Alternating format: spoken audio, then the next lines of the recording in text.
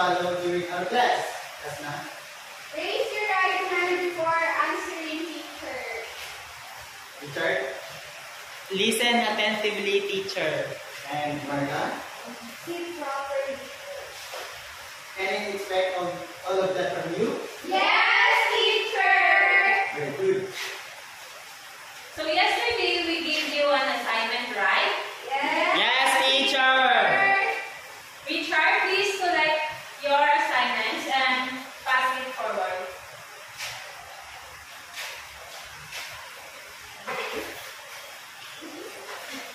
So before we go to our topic, let's have a game. Do you want the game, class? Yes, teacher. But before that, I will group you into 3 groups. So for the first group, second group, and the third group. So any representative of each group to get this activity.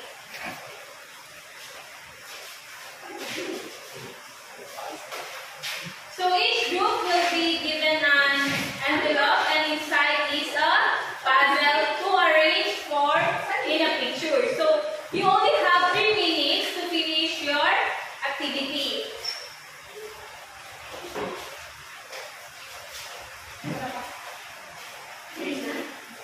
You can fix it with the blackboard if you're done.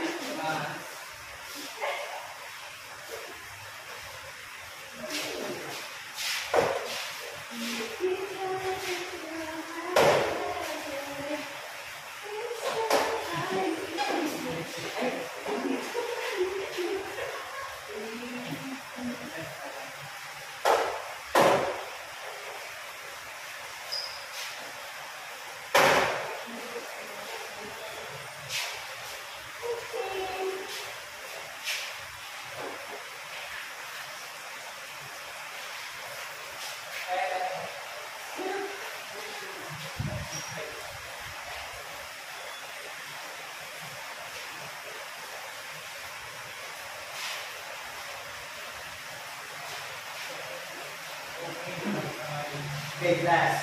All of your answers in the puzzles are correct. So, did you enjoy your activity? Yes, teacher. What did you notice on first picture?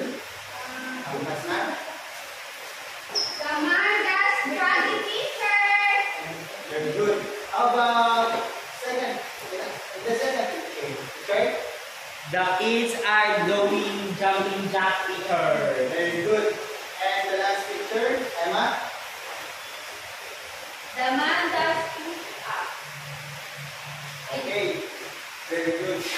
So, have you encountered these activities in your daily life? Yes, teacher. Very good. So,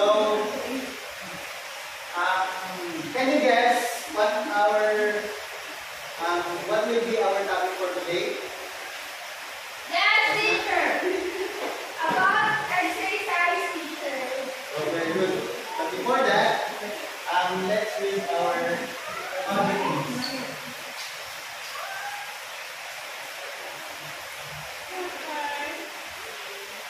So, please all read. Objectives at the At end of 45 minutes, study 85% proficiency level, the pupil should be able to identify the basic exercises, perform different types of basic exercise and recognize the importance of basic exercise in daily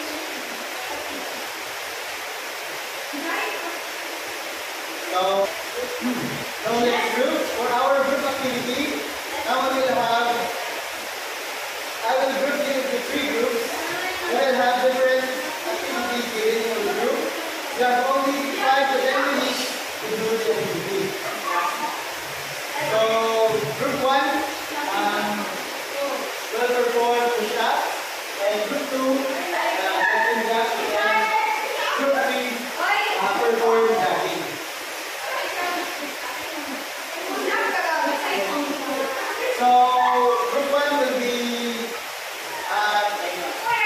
Emma kung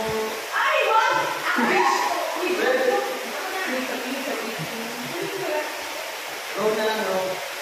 So, group 1 will be the row 1, group 2 will be the row 2, and group 3 will be the row 3. So, we will start now.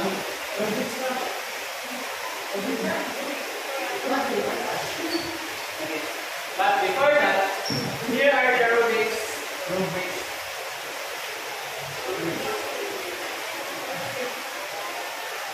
Okay, everybody, please read.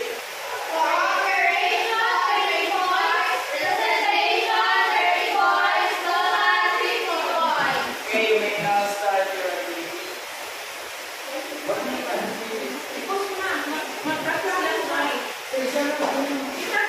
Okay, next one.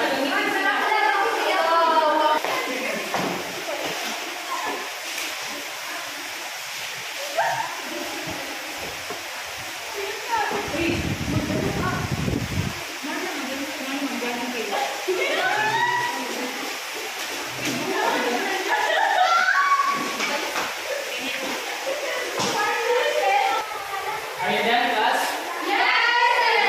Okay, group 1, please present your exercise here in front.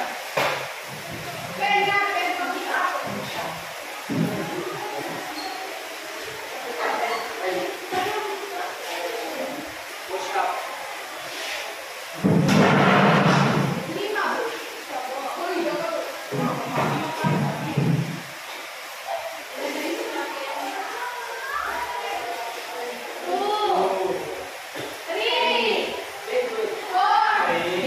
Okay. Give Emma 5 claps. Ulit. Group 1 lang yung sabihin. Group 1. Sige. Ulit. Teka ba? Okay. Okay, give group 1 5 claps. Okay, group 2, please present your activity.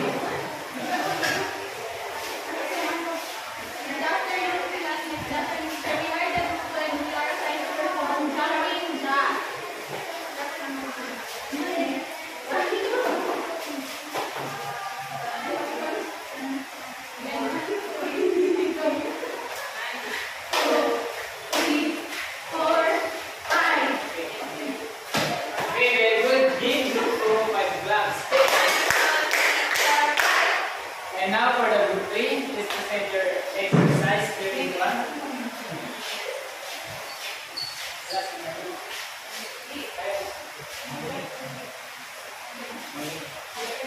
Good afternoon, everyone. We are the last group and we are assigned to perform jogging.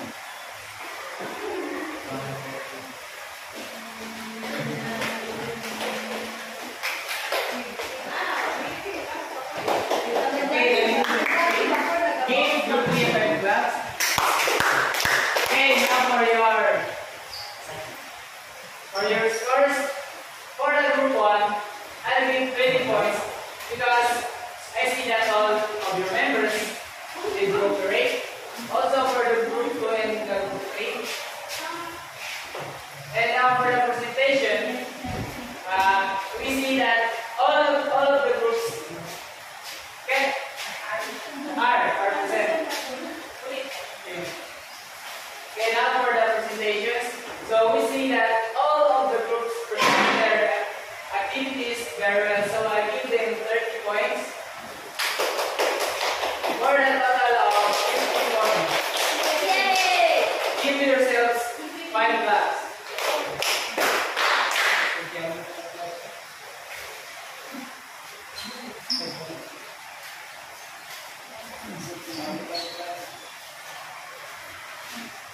So class, again, what is exercise? Or in own words. So as na what is exercise? Exercise is maintaining fitness and helping to prevent obesity and other Very diseases. good. So what is jogging, Emma? Jogging is a form of sustained running or walking at a steady and slow pace. And how about jumping jack? Baby? Jumping jack exercise